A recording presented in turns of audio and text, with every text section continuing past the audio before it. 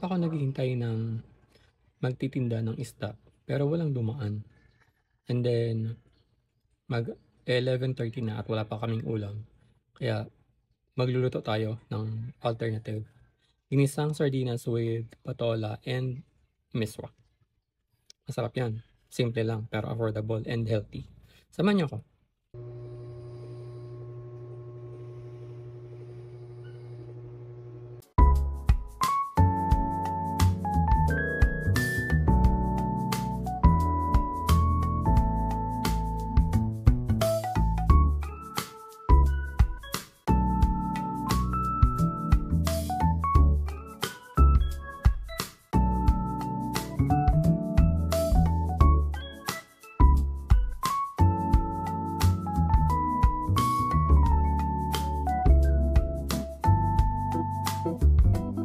Ready na ang ating patola. Tapos nahiwa ko na din yung bawang sibuyas, tapos kamatis. Mega. Baka naman. Buksan ko na rin siya para ready na.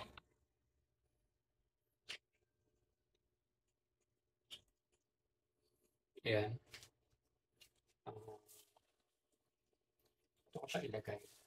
Pero itatabi ko itong mga nahiwa ko kasi dyan ko lalagay yung aking gas range. Alam mo yung miswa. Pero yung patola. Kunin ko lang yung lutuan.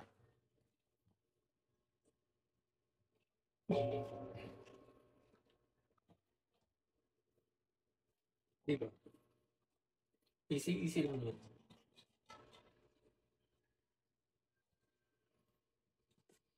Ito ako magluluto.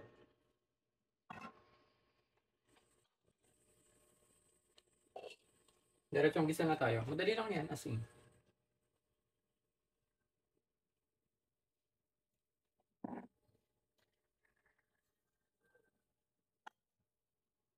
And then, yung gagamitin kong ano. Saan ba?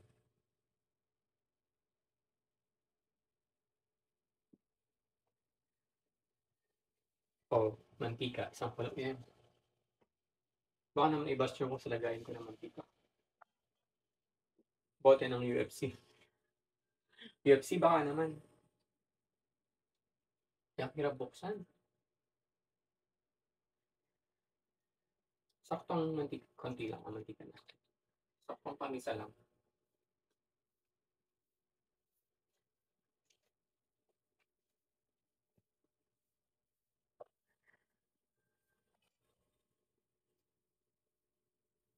Tapos, magigisa na tayo.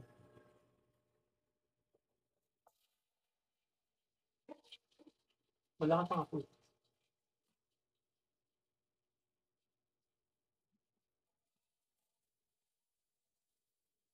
Sibuyas. Bawang.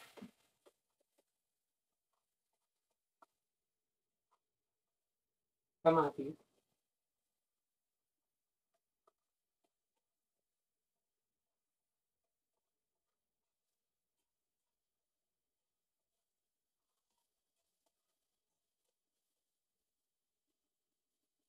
Tapos, sarap din.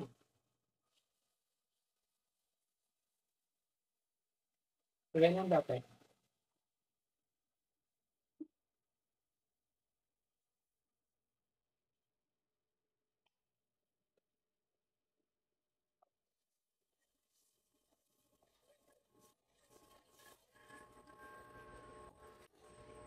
Mm. Maglalagay tayo ng isang tasang tubig.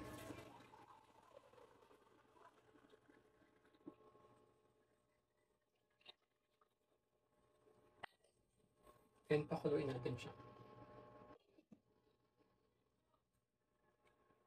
Pakuluin natin, balikan ko kayo. Kumukulo na siya. Ilagay na natin ang paminta.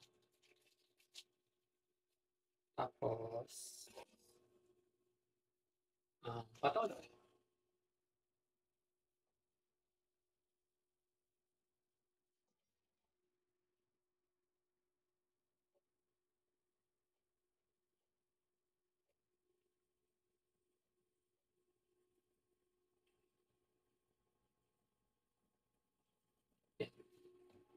Bang kumukulo din siya. Lalagay ko na ang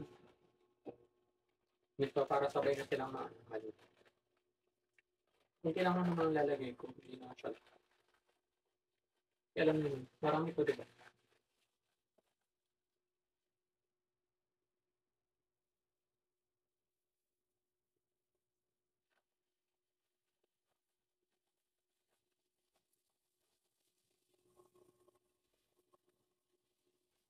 Meron pa akong pera.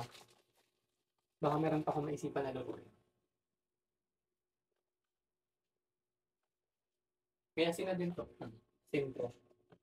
Lagayan.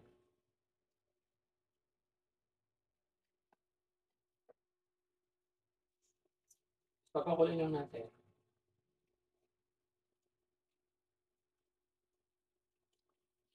And lalagyan ko na din siya ng mga seasoning. Ng magic sarap. Tikman natin.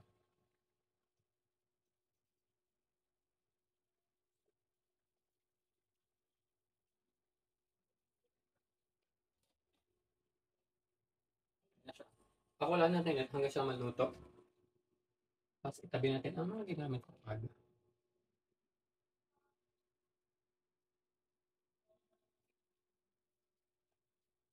Balikan ka kayo.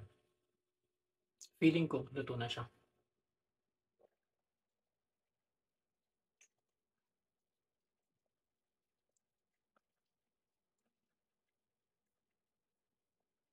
Tama, luto na.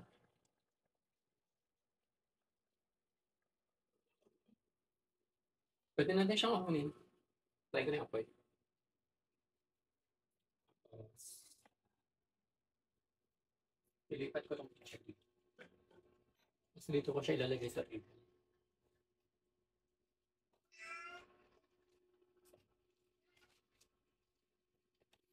Luto na. So, paano ba yan? Kakain na tayo. Kayo din, kain na kayo. Happy Tuesday. That's simple.